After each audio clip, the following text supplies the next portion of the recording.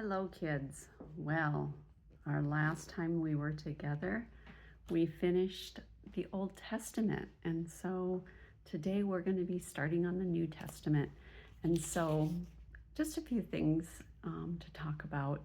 And some of these we've covered before, but it doesn't hurt to revisit them. The Old Testament is a history of God's people, the Israelites, and his relationship with them, their relationship with him, and how he kind of um, presented himself to them for them to get to know him.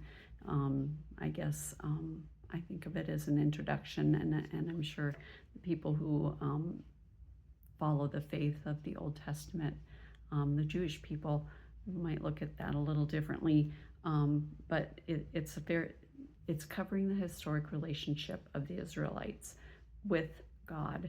And you probably saw some patterns in that relationship. I certainly did when we would read about how they would stray from God and live their lives in a manner, that displeased him.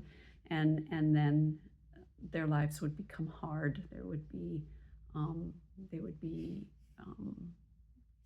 taken over by other nations and taken as slaves, and just a lot of oppression.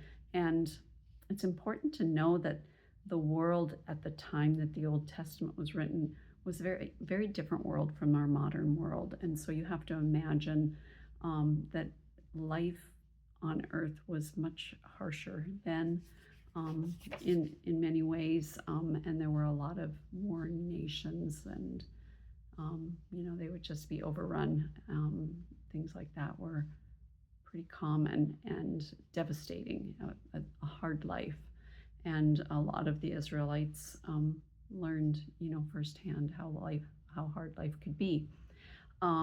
There are many readings in the Old Testament that foretell of things that we're going to learn about in the New Testament, of Jesus, the life and teachings of Jesus, and the early Christian church. That's what the New Testament covers. The Old Testament covers there's a lot of prophecies about Jesus. And